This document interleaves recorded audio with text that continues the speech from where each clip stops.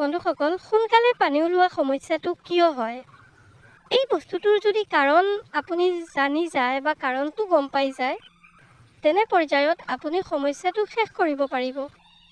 অৰ্থাৎ আমি জানো যে যিকোনো এটা বস্তুৰ যদি কাৰণটো আমি গম পাওঁ তেনেহ'লে বা ৰুট কজটো আপুনি যদি গম পাওঁ তেনেহ'লে কি হয়, বেমাৰটো বা বস্তুটো আমি ভাল কৰিব পাৰিম।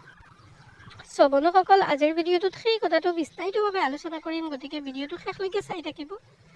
তাৰ আগত এটা কথা কৈ দিওঁ যে আচলতে এই বস্তুটো বা এই যিটো সমস্যা, এই সমস্যাটোৰ আচল ৰুট কজ কি কাৰণে সোনকালে পানী ওলাই যায় কৰাৰ সময়ত।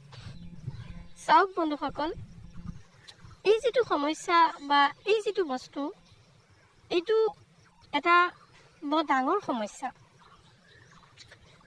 এই সমস্যাটো বেচিকেলি দুটা কাৰণে হয়, যদি আমি পেথলজিকেল কাৰণৰ কথা কওঁ, আৰু আন এটা কাৰণ হয় যিটো হ'ল সাইকোলজিকেল, যিটো আপোনাৰ মনৰ এটা নাৰ্ভাছনেছ, এনজাইটি অথবা নিজৰ মনৰ ভয়তা, এই তিনিওটা কাৰণে এই বস্তুটো হ'ব পাৰে। এতিয়া পেথলজিকেল কাৰণ যদি কওঁ তেনেহ'লে পেথলজিকেল কাৰণ দুটা হ'ব পাৰে।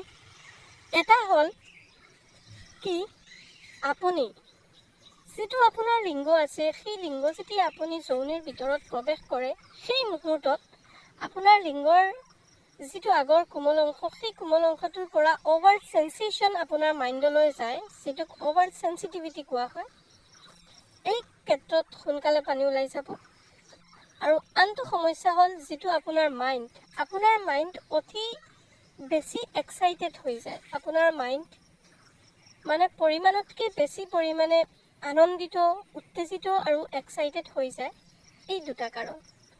আৰু ৩ নম্বৰ কাৰণটো হ'ল যে আপোনাৰ যিটো নাৰ্ভাছনেছ, যে আপুনি আপোনাৰ পাৰ্টনাৰক সন্তুষ্ট কৰিব পাৰিবনে নাই বা আপোনাৰ সোনকালে ওলাই যাব, তেনেকুৱা যিটো এটা নাৰ্ভাছনেছ আছে সেইটো। এতিয়া এই পেথলজিকেল যে দুটা কাৰণ আছে, এই দুটা কাৰণ আপুনি শেষ কৰিব পাৰে দুটা প্ৰক্ৰিয়াৰে।